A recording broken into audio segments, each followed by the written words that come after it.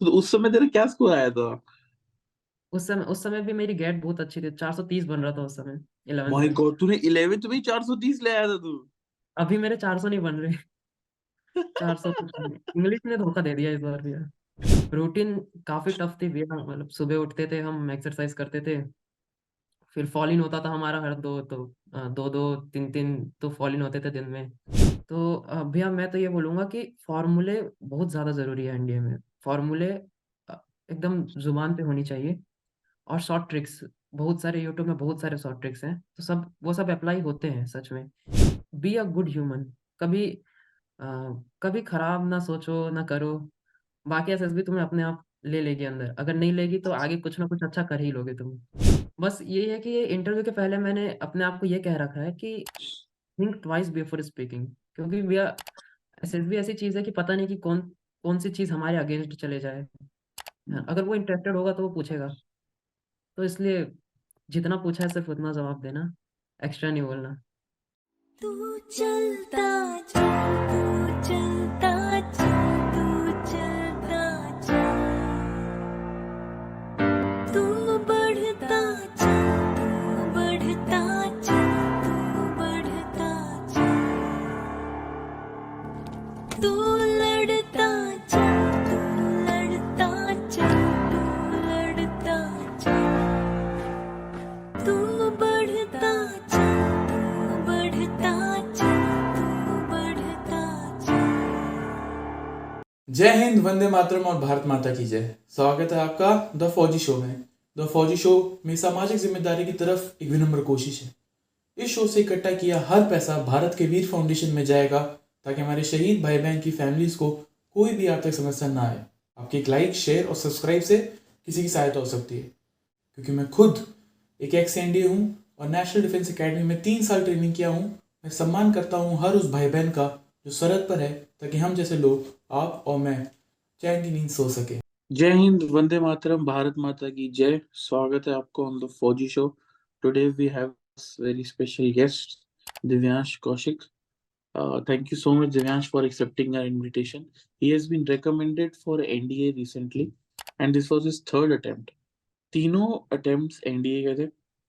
First attempt में return निकाल लिया लेकिन कॉन्फ्रेंस आउट. सेकेंड अटेम्प्ट में फिर से रिटर्न निकाला लेकिन स्क्रीन आउट. थर्ड अटेम्प्ट में रिकमेंड हो गया बंदा, and he has scored more than around 400 in NDA written, and he will be soon joining National Defense Academy as a cadet. Also, he is a student of AFPA. Unlike many others who have come on the channel, he was a student of Mission India batch. तो earlier AFPA used to organize Mission India batches, जहाँ पे वो 2 साल तक तुम्हें train करते थे, and they are tie up with a local school. तो उस दौरान ये महाशय वहाँ पे नागपुर में थे, इंडिया अफ्पा में.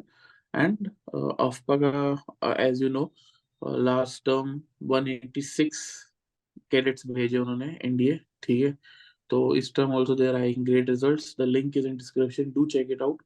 Also, they are organizing live Q&A sessions on their social media handles. Do check that out as well. Thank you so much, Divyansh भाई, for accepting our invitation. Privileged to have you. थोड़ा अपने बारे में audience को बता, कहाँ का रहने वाला है तू, तेरे को फौज की मोटिवेशन कहाँ से मिली, what are your hobbies, which sports do you play, and also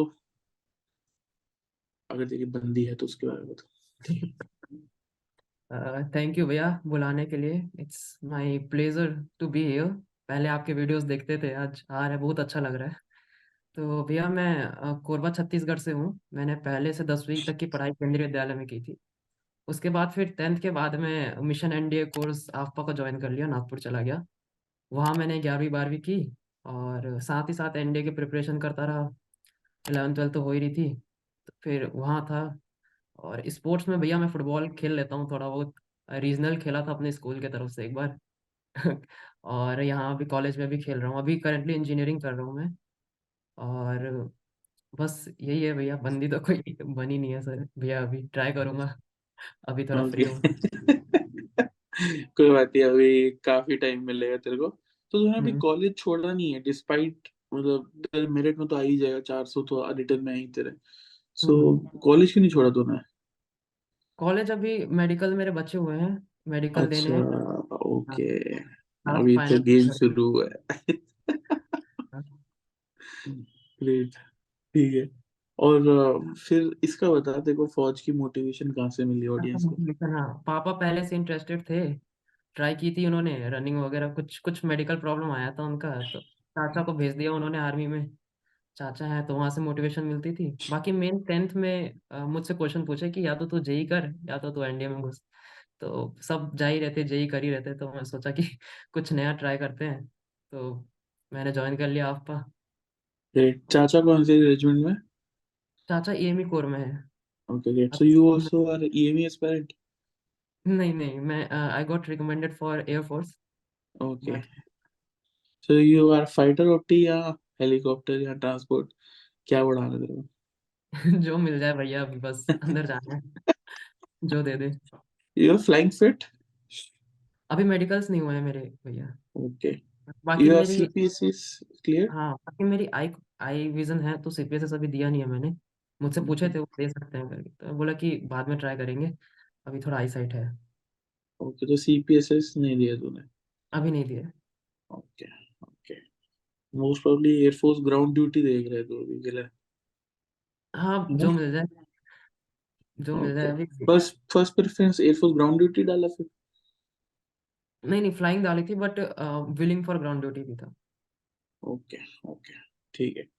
ठीक है, तो दिव्यांश तो यार उस टाइम तो अफवाह mission India was not that popular also. Hmm मतलब अफवाह ने तो अभी एसएसबी बैचेस में मतलब वो मचा रहे हैं।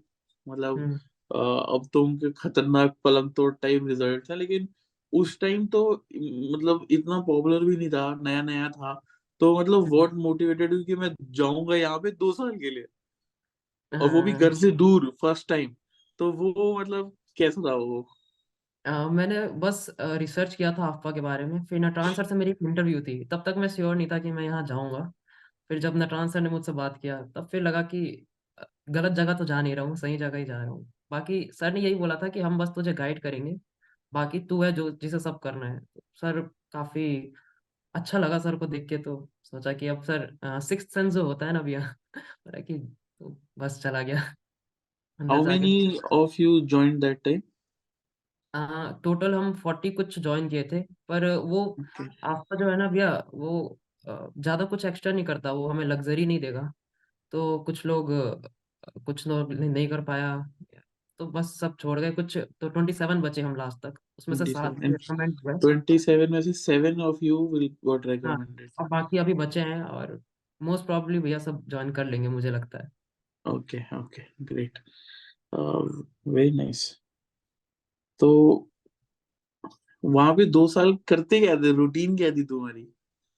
रूटीन काफ़ी टफ थी भैया, मतलब सुबह उठते थे हम, एक्सरसाइज करते थे, फिर फॉल इन होता था हमारा हर दो दो तीन तीन तो फॉल इन होते थे दिन में।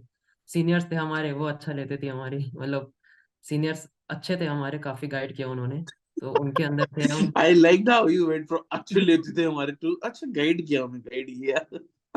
तो उन्होंने फिर उनके अंदर थे हम, स्पोर्ट्स होता था, कुछ एक्स्ट्रा नहीं होता था भैया, ये फायदा था कि लोगों को लगता है कि हम 2 साल वहां से पट्टा बल्ली किए हैं या लेक्चर, तो ये ये गलत है। हम्म, हमने मतलब फट्टा बल्ली तो हम उतने ही किए जितने की, मतलब जो 14 डेज वाले करते हैं सिर्फ वही, उससे भी कम किया होगा हमने। मेन हमारा ये था कि हमारा को करिकुलर एक्टिविटीज पे ज्यादा ध्यान दिया गया था, और यही फायदा था हमारा, बाकी सब सही था। okay, so you guys used to wear uniform and all your CVs? हाँ, हमारा बहुत यूनिफॉर्म होता था भैया, हमारा पीटी का अलग यूनिफॉर्म होता था, नॉर्मल स्कूल जाने का अलग यूनिफॉर्म होता था क्लासेस की। उसके Okay, बाद फिर हमारे इवनिंग सफर के अलग यूनिफॉर्म होते थे, स्पोर्ट्स यूनिफॉर्म अलग होते थे, और नाइट ड्रेस होता था। तो यूनिफॉर्म बदलने में ही टाइम लग जाता था कभी कभी। okay, भी अच्छा डिसेंट टाइम टेबल था भैया हमारा। okay, सही था। so okay, very interesting। and और सीनियर्स क्या क्या कराते थे उस समय? सीनियर्स तो बड़े अच्छे थे हमारे, मतलब सब कराते थे कुछ। Again I like that pause, बड़े अच्छे थे, अच्छे थे, अच्छे थे।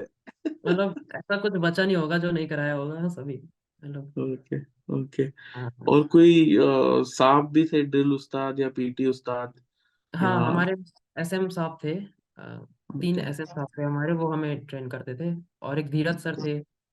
Okay okay. और फिर एसएसबी की जो कोचिंग होती थी उसमें तुम लोगों को इन्वॉल्व नहीं करते थे अफवाह वाले? नहीं, हम मतलब हमारा क्या था कि रिटर्न निकालने के बाद 11th 12th आ गया था, तो पूरे ओके 14 बैच में हम नहीं थे, बीच बीच में कुछ कुछ क्लासेस हमें दी गई थी। ओके वैसे था। Okay great. और घूमने घूमने के लिए कहाँ जाते थे फिर? संडेज को छोड़ते थे या नहीं नहीं, वो टाइम? हमारा जंगलों के बीच था भैया, तो जा कुछ था नहीं जाने को। फोन मिलता था हमें, तो फोन में ही हम खुश रहते थे, बाकी फ्री टाइम बहुत मिल जाता था संडे को, तो अपना स्पोर्ट्स वगैरह खेलते थे। बाकी आपको घुमाने ले जाते थे बीच बीच में, जैसे हमारे सीनियर्स को कहीं पास में कुछ पार्क है, वहाँ पिकनिक ले गए थे, ऐसा ऑर्गेनाइज करते थे। Okay very nice. Okay now coming to return part. ठीक है, क्योंकि सब इकट्ठे तुम लोग तैयारी कर रहे थे वहां पे, तो आई एम श्योर एक बड़ी अच्छी रिफाइंड स्ट्रेटेजी तू दे सकता है ऑडियंस को। तो hmm, for the audience who is watching this video, जिसके पास अभी 3 महीना तकरीबन बचा है हम्म, रिटर्न के लिए, और ढाई ढाई 3 महीने बचे, तो गुड स्ट्रेटेजी जिसमें तू बताए कि कैसे तैयारी कर सकते हो लोग, and resources, books, you can name any brand, कोई दिक्कत नहीं है। हम्म, हम्म, एंड बुक्स हो गया, यूट्यूब चैनल्स, सारे सब्जेक्ट्स का बता। भैया मैंने ये बताना भूल गया था कि मैं 11th में भी एक बार रिटर्न निकाला था, डमी अटेम्प्ट था हमारा। अच्छा, तूने डबल में निकाल लिया था? एक बार हाँ, निकाला था, वाह, सीनियर्स के साथ स्टड हम है यार और तू तो। बट ये हाँ कैसे तूने, मतलब 11th का तो सिलेबस भी कंप्लीट नहीं हुआ होगा उसमें तो? हाँ, 11th के कुछ पोर्शन से निकाला था, जब तू तो उसी टाइम सितंबर मैंने, वाला, सितंबर है? हाँ, अप्रैल अटेम्प्ट 11th का, मैं 11th में था उस टाइम। अप्रैल, अच्छा, तो मतलब 1 साल का तू कोर्स करके तूने दे दिया था पेपर? हाँ, हम सब ने अच्छा, मतलब सीनियर्स के साथ हम भी दिए थे, तो ग्रेट। उसमें, तो मिल उस गया टाइम यार मैं, मेरे को तो, थंबनेल थंबनेल अच्छा, मिल गया मेरे को। अच्छा, ऑडियंस के क्लैरिफिकेशन के लिए बता, तूने डमी अटेम्प्ट दिया, क्लियर हुआ, फिर क्या हुआ? कॉल लेटर आया तेरे को? हाँ, कॉल लेटर आया था मुझे, भोपाल मिला था बोर्ड फॉर ओके नेवी, पर मैं गया ओके, नहीं क्योंकि डॉक्यूमेंटेशन और हो जाता नेचुरली है। नेचुरली, क्योंकि फिर हम्म, वहां पे डॉक्यूमेंटेशन दिखाना पड़ता है ना। बट हाँ ग्रेट यार। और फिर अच्छा, अफवाह में क्या रिएक्शन था जब ये पता चला यार 11th के बंदे ने क्लियर कर लिया बॉस? सर, बहुत सारे सीनियर्स थे, वो चढ़ गए मुझ पे कि, बाकी बाकी सीनियर्स अच्छे थे सर हमारे, कोई दिक्कत नहीं था। आई लाइक हाउ तू पहले बोलता है फिर प्रोटेक्ट करता है, नहीं नहीं अच्छे थे अच्छे थे। और तो फिर नटराजन सर बहुत खुश हुए थे। बाकी ओके। रिटर्न के लिए मैंने उसी टाइम एक चीज नोटिस की थी कि रिटर्न में सिलेबस बहुत वास्ट है, तो बस कंफ्यूजन के लिए हमको कुछ ओके ज्यादा पढ़ना है नहीं। ओके, मैंने एक कोट लिखा था कि लेस पोर्शन मोर रिवीजन, हाँ रिवीजन वेरी बहुत नाइस। कम करने हैं, रिवीजन ज्यादा करने हैं। तो सबसे ज्यादा बड़ा रोड ब्लॉक जो आता है वो होता है मैथ्स का। तो भैया मैं तो ये बोलूंगा कि फॉर्मूले बहुत ज्यादा जरूरी है एनडीए में, फॉर्मूले एकदम जुबान पे होनी चाहिए, और शॉर्ट ट्रिक्स, बहुत सारे यूट्यूब में बहुत सारे शॉर्ट ट्रिक्स हैं, तो सब वो सब अप्लाई होते हैं सच में। तो मैं बोलता, मैं दिन में कम से कम 5 बार सिर्फ फॉर्मूला और शॉर्ट ट्रिक्स रिवाइज करता था मैथ्स में। और अ, अगर लेवल पता करना है तो पीवाईक्यू कर सकते हैं, पर अभी ऐसा हो रहा है कि वो लेवल इंक्रीज होते जा रहे हैं, तो उसके साथ एक मंजुल त्यागी की बुक आती है अरिहंत की, वो सॉल्व कर सकते हैं। वो कंप्लीट हुआ तो एनसीईआरटी तो है ही हमारी बेसिक बुक, पर एनसीईआरटी ज़्यादातर सब्जेक्टिव में फोकस करती है, और एनडीए मोस्ट मतलब शॉर्ट ट्रिक्स में हो जाते हैं एनडीए के क्वेश्चन जल्दी जल्दी। तो मंजुल त्यागी, आप अरिहंत की कोई भी बुक, पाथ फाइंडर, वो लगा सकते हैं, पर फॉर्मूला इज मस्ट पीवाईक्यू के साथ। और सैम्पल पेपर बहुत ज़्यादा ज़रूरी है भैया, जैसे मैंने सिर्फ फर्स्ट अटेम्प्ट में ये एनसीईआरटी या मंजुल त्यागी लगाई थी, बाकी 2 अटेम्प्ट में मैंने सिर्फ और सिर्फ मॉक टेस्ट लगाया, फॉर्मूले करता था, मॉक टेस्ट लगाता था, और पीछे में उसके सॉल्यूशंस तो होते ही हैं, तो उससे रिवीजन हो जाता था मेरा। तो कम से कम 10-15 मॉक टेस्ट तो लगा ही लो, तो उसमें पूरा रिवीजन भी हो जाता है। तो मैथ्स में ये मेरी स्ट्रेटेजी थी। गैट में मेरा फोकस होता था इंग्लिश और साइंस में, क्योंकि बाकी गैट कहाँ से आएगा किसी को पता नहीं है। इंग्लिश में सिनोनिम एंटोनिम जो है वो मैंने लिख रखा है, एनडीए के पीवाईक्यूज और सीडीएस के पीवाईक्यूज, उससे बाहर नहीं आते, ये मैंने नोटिस किया, अगर 10 है तो 7 तो हो ही जाएंगे। तो ये हो जाएगा। और इंग्लिश इस बार थोड़ा गड़बड़ हो गया था, इस बार अलग ही पैटर्न आ गया था हमारा जो था। बाकी मैं ईडियम्स प्रिपेयर करके जाता था, जिसमें एक वेबसाइट है एसएससी हिंदी करके, उसमें 1800 कुछ ईडियम्स है, पूरे कर लो उसमें से हो जाते हैं। तो ये ओके है। बाकी इंग्लिश के लिए मैं ज़्यादा नहीं करता था, बाकी मेरा तो मतलब सिक्स सेंस काम कर लेता था, तो हो जाता था उससे। और साइंस में मैंने लूसेंट प्रिपेयर किया है, लूसेंट से किया है बस। और तरुण गोयल करके एक बुक है उससे, लेकिन सिर्फ लूसेंट से या सिर्फ तरुण गोयल से भी हो जाएगा, कोई ज़्यादा इशू नहीं है। बाकी जीएस?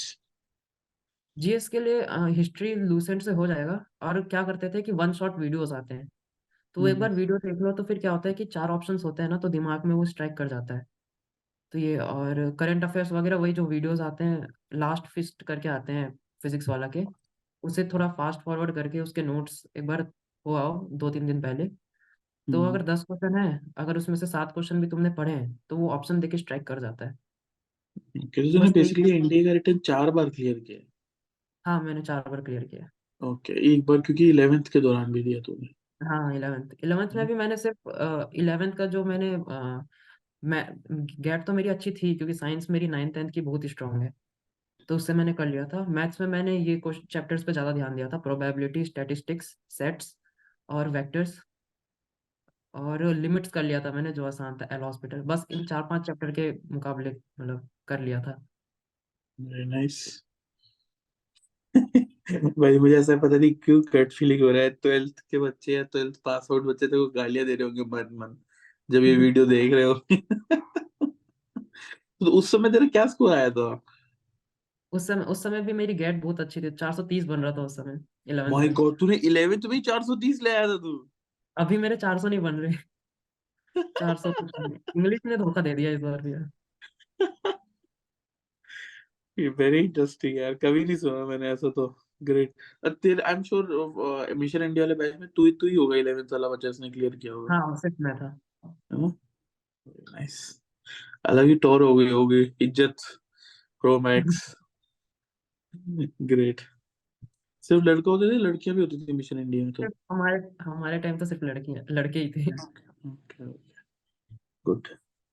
अच्छा, अब ये बता मेरे को, पेपर सितंबर वाला तूने फिर से दिया, 11th में अप्रैल में दिया, वो तो क्लियर हो गया, लेकिन एसएसबी नहीं जा सकता। फिर 12th का सितंबर वाला दिया, ठीक हाँ, है? वो भी। ऑफिशियल फर्स्ट अटेम्प्ट जिसमें तू एलिजिबल हो, ठीक है? हम्म। तो वो तो दिन से पहले ही तेरे को पता होगा कि क्लियर तो तेरा हो रहा हम्म। है ना? तो वो पता था। एसएसबी की तैयारी बता फिर कैसे की तूने, मतलब एसएसबी की तो अपार्ट फ्रॉम अफपा में जो कराया पहले, उसके बिना बता कि तूने खुद से क्या क्या किया। मैंने ज़्यादा, मेरी जीके बहुत वीक थी, तो जीके पे ध्यान दिया, न्यूज़पेपर वगैरह पढ़ता था। और मैंने बस ज़्यादा कुछ की नहीं थी, क्योंकि शेड्यूल इतना टफ होता था कि थोड़ा मुश्किल पड़ जाता था। मैं नॉवल पढ़ना चालू कर दिया था, जिससे थोड़ी मतलब मुझे एडवाइस भी दिए थे कि इससे इमेजिनेशन थोड़ी बढ़ेगी, तो नॉवल पढ़ना चालू कर दिया था। और थोड़ा फिजिकल पे ध्यान दिया था, मैं थोड़ा हेल्दी था, तो फिजिकल पे ध्यान दिया था, ज़्यादा कुछ एक्स्ट्रा नहीं किया था। तू हेल्दी था, अभी तो अंडरवेट लग रहा है मेरे को तू। हाँ, अभी अंडरवेट हो गया हूँ।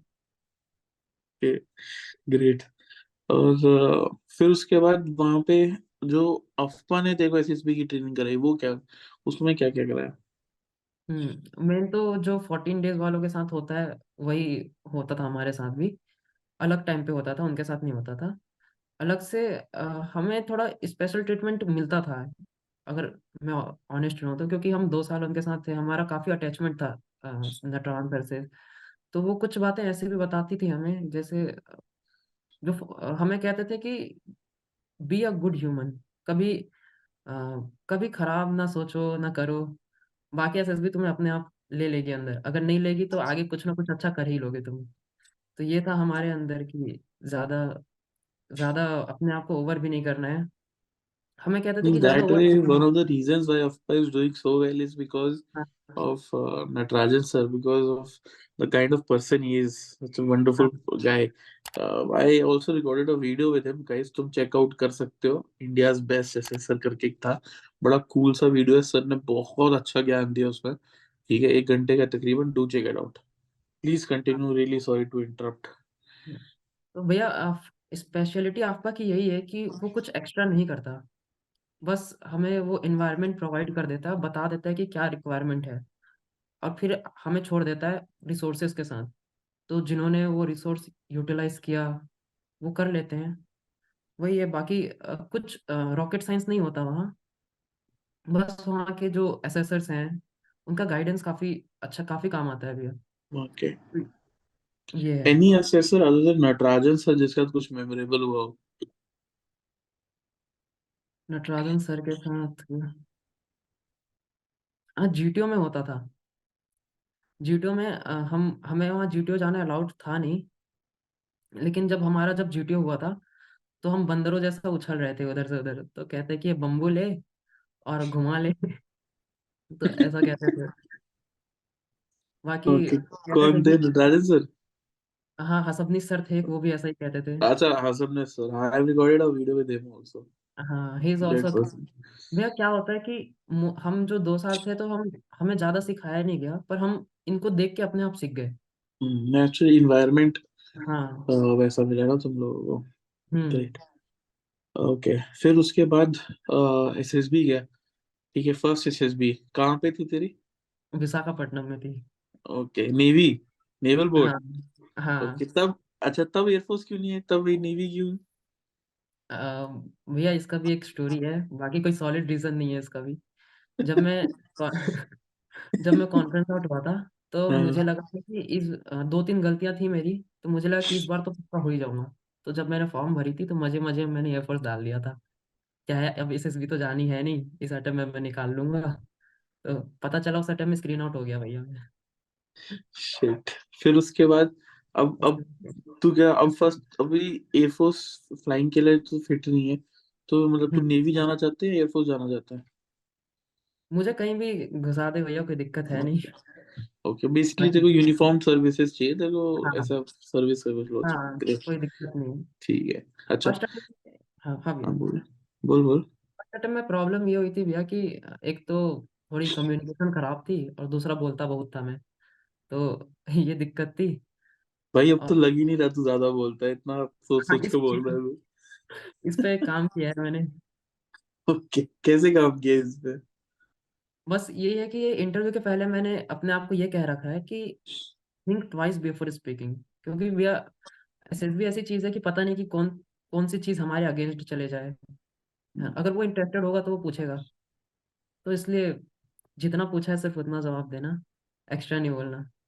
ये मैंने अपने फर्स्ट अटेम्प्ट के बाद सीखा था। ओके, फर्स्ट में ग्रेट। मैंने मतलब जो जीटीओ था मेरा कमांड टास्क में, मैंने उसे फट्टी बल्ला सिखा रहा था मैं, कि sir this is fulcrum so definitely it will work. GTO कहता था ये काम नहीं करेगा, मैं कहता था सर करेगा, करके दिखा। फिर मैं उसे करके दिखाया। जीटीओ से थोड़ी बहस हो गई थी सर मेरी फर्स्ट अटेम्प्ट में। ओके, फट्टी बल्ला वैसे मेरा हाँ। पट्टी वाला काम कर गया था तेरा? मैंने बहुत बहुत सारे आइडिया दिए थे, 12 12 आइडिया दिए थे। तो ओके। मतलब फट्टी पल्ला मेरे दिमाग में ही था, तो जीटीओ मुझसे अड़ गया कि ये करेगा ही नहीं। तो मैंने बोला कि करेगा सर। तो खड़े होके दिखा, तो फिर जीटीओ पूरा डांस करा दिया था मुझे कमांड टास्क में फर्स्ट अटेम्प्ट में। तो वो थोड़ा अगेंस्ट गया होगा मेरे। सेकंड अटेम्प्ट में फिर, अच्छा, फर्स्ट अटेम्प्ट में कॉन्फिडेंस आउट तेरे को लगता है उस वजह से वो हो गया होगा तो? हाँ। हाँ। सेकंड अटेम्प्ट में जब स्क्रीन सेकंड। आउट हुआ था? हाँ हाँ।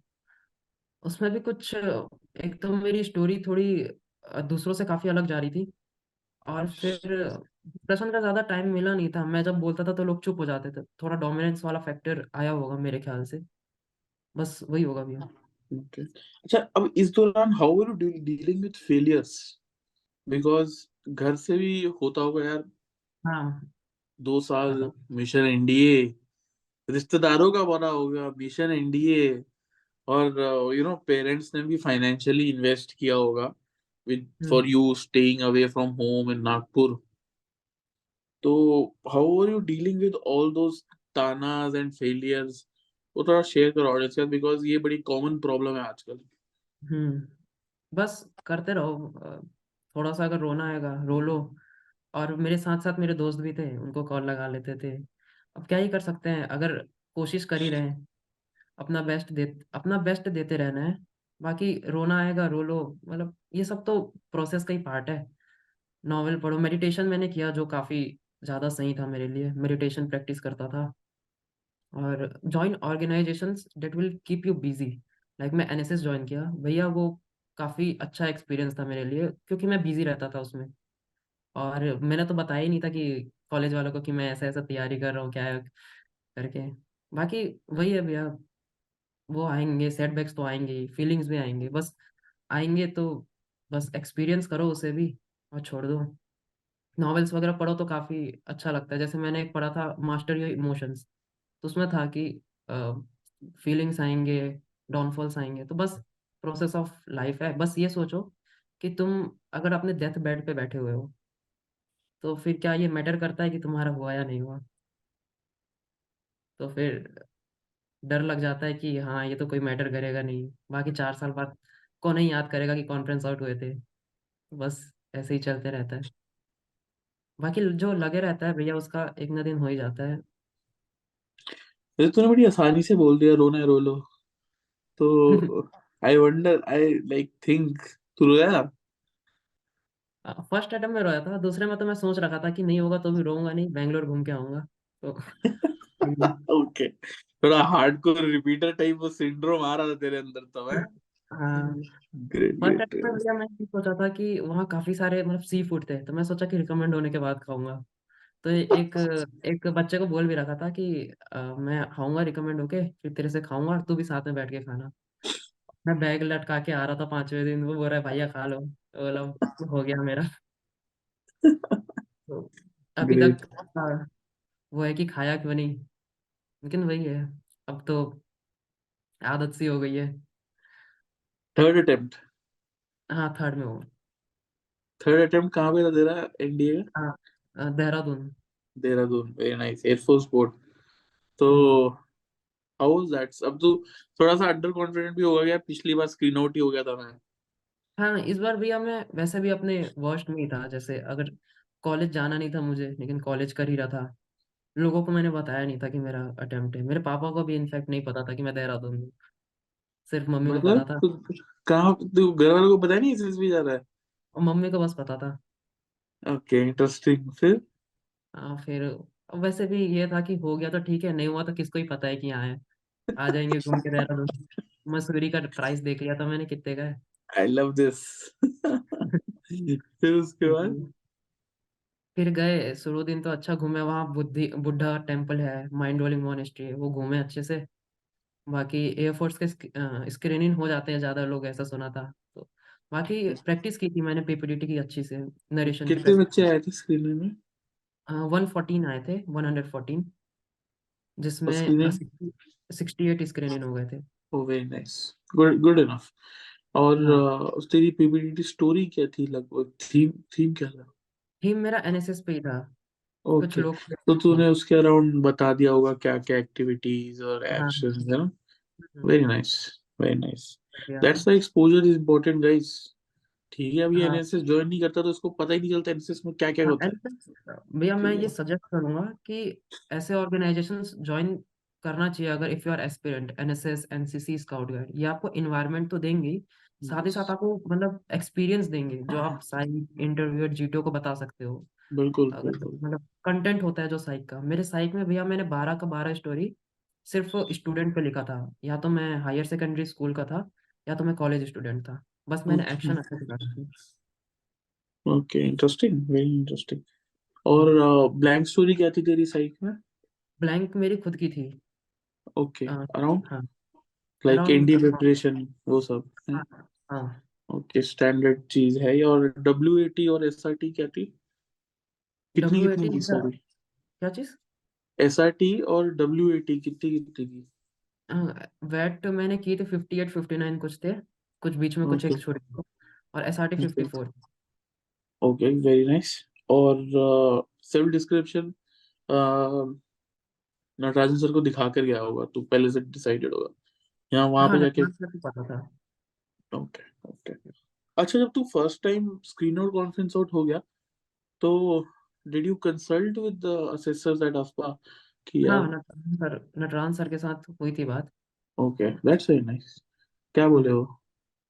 वो मेरी कुछ कुछ प्रॉब्लम बताया कि जैसे कि तू काफी इमोशनल है, उन्होंने कहा हड़बड़ा ओके जाता है, उन्होंने कहा। तो ओके। मैंने काम किया, जैसे कि भैया मैंने पीपीडीटी में देखा कि मैं मुझ में क्या प्रॉब्लम आ रही है, तो मैं थोड़ा हड़बड़ा जाता था, डर जाता था, तो मैंने वैसा माहौल बनाया। जैसे ये मतलब किसी को ट्राई करने को तो नहीं कहूँगा मैं, पर ये करता था मैं कि मेरे पीजी के टॉप फ्लोर पे चला जाता था, और वो जो फेंस अच्छी मोटी होती थी, फेंस मतलब उस पे बैठ जाता था और नीचे देखता था, तो थोड़ा मुझे डर लगता था, और थोड़ा अनकंफर्टेबल सिचुएशन था वो, उस पे मैं नरेट करता था ताकि Guys, I don't care how much motivated you are, but please don't try this at home. ठीक है? Please, please try मत करना भाई, please. ठीक है? और Okay, आप उसके बाद फिर? फिर जैसे ठंडी का मौसम है, तो जैसे शावर होता है तो काफी मतलब उसमें ही पल्सेस बढ़ जाते हैं, तो वैसे मैं नरेट करता था, मतलब अनकंफर्टेबल सिचुएशन में बनाता था अपने लिए और उसमें Interesting. नरेट करता था। Okay, तो उससे प्रैक्टिस तो फिर असली जब नरेशन आया तो मुझे कोई दिक्कत आई नहीं थी उतनी। very nice.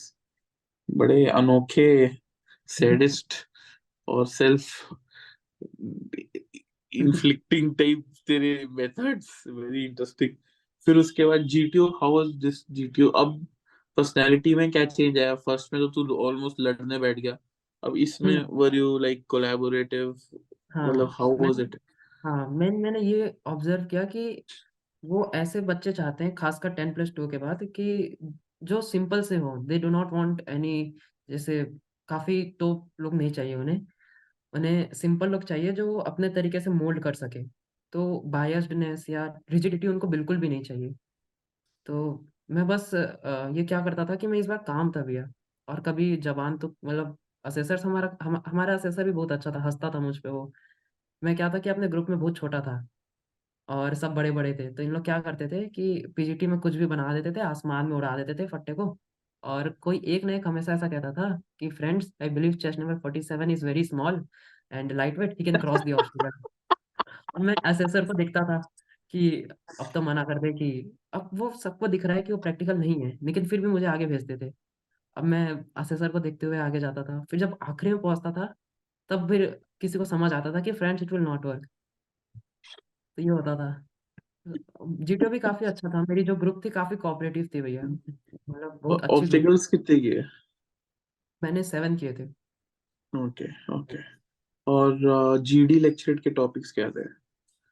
जीडी में एक था हमारा सिंगल यूज प्लास्टिक का था, तो उसमें मैंने ओके, गवर्नमेंट पॉलिसी पे बोला था। ओके, और एक था प्राइवेटाइजेशन पे था कि हाउ इट विल हेल्प, तो मैंने किया था उसमें it will increase the efficiency. हम मिशन इंडिया वालों का एक प्रॉब्लम ये आता था भैया कि हम जीडी में हमने इतना नॉलेज ले लिया था कि हम काफी डोमिनेशन वाला फैक्टर आ जाता था हमारे, तो मैंने इस बार गिन के 4-5 पॉइंट बोले थे दोनों जीडी में। ओके। मतलब हाँ ताकि बाकियों को भी मौका मिले बेसिकली। हाँ हाँ, ओके, ओके, फेयर इनफ। किया था। और और लेक्चर पे एफडीआई था मेरा, फॉरेन डायरेक्ट इन्वेस्टमेंट, तो उस पे तो ओके, मैंने बोल दिया कोई दिक्कत नहीं है। ओके, बाकी 3 टॉपिक्स क्या थे लेक्चर के? बाकी 3 थे, ई क्लासरूम पे था एक, और ओके, एक आइडियल पे था, माई आइडियल, और एक याद नहीं आ ओके। My my idol. रहा। हाँ, ओके। कौन है तेरा आइडल?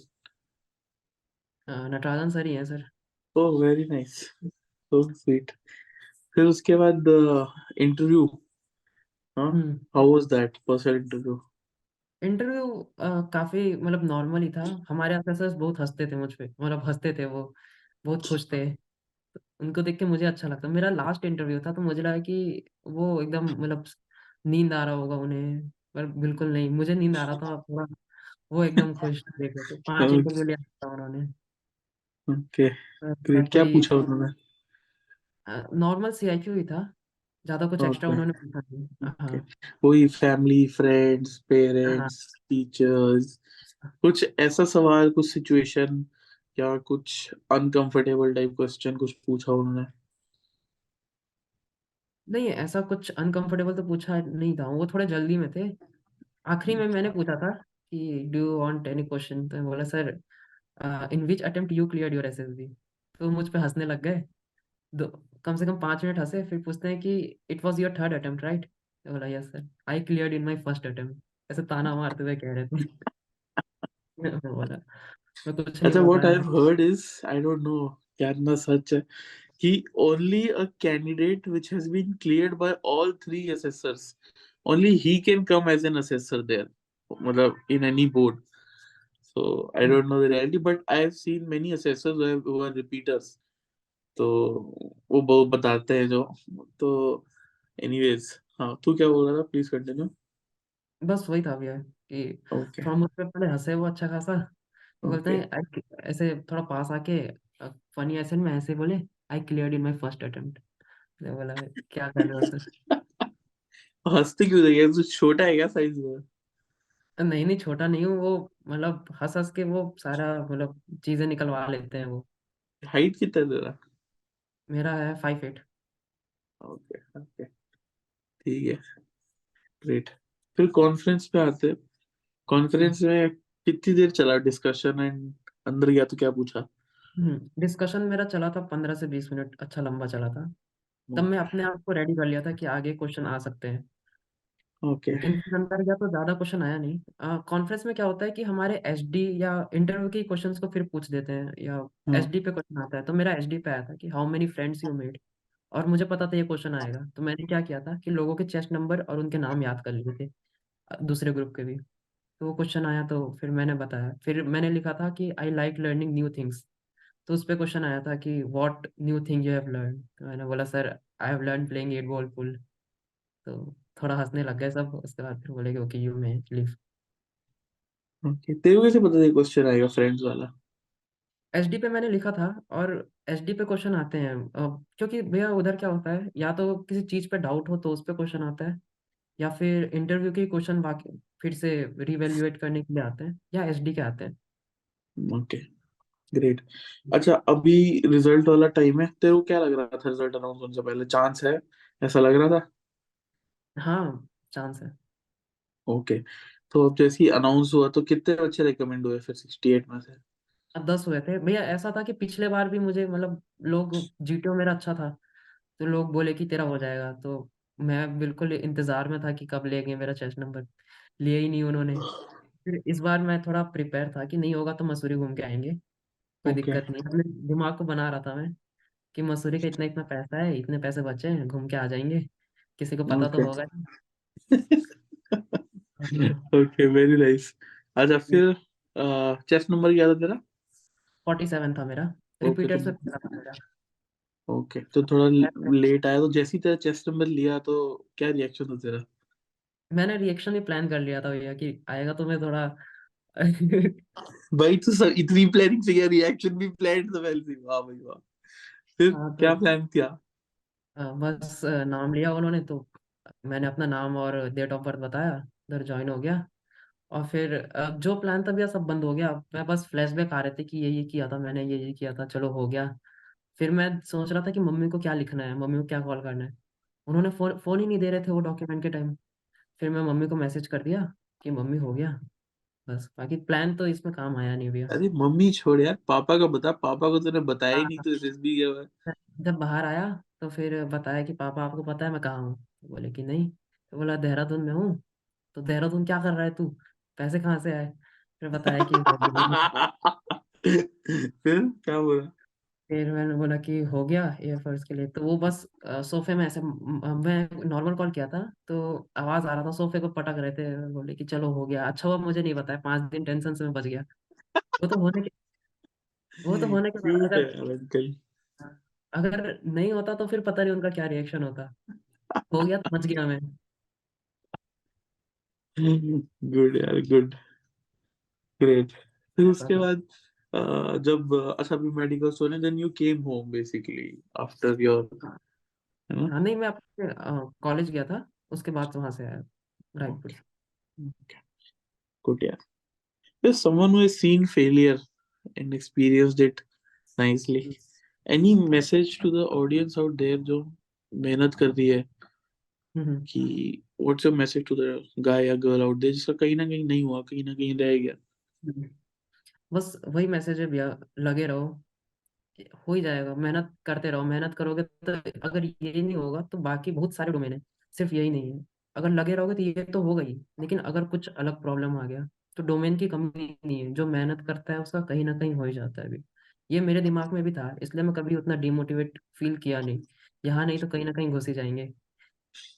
तो ये ये था। तो है यार, एसएसबी का मतलब इट्स मे बी कुछ रिपीटर्स को देखकर गाली देने का मन कर रहा होगा, बिकॉज हमारा तो हो ही गया, बट आई एक्चुअली फील कि कुछ नहीं हुआ तो एक बेटर इंसान तो तुम हर एसएसबी के बाद बन ही जाते हो, क्योंकि हम्म, इतना सेल्फ इंट्रोस्पेक्ट करते हो, इतना सोचते हो अपने बारे में, इतना खुद पे जो काम करते रियल हैं। में कोई सोचता नहीं है आदमी हाँ। या लड़की भी for that matter.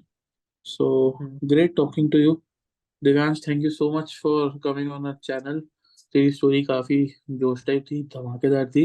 We wish you all the best for your tenure at NDA, whichever service you get. I hope कि तेरे को हैप्पीनेस मिले सिर्फ उसमें.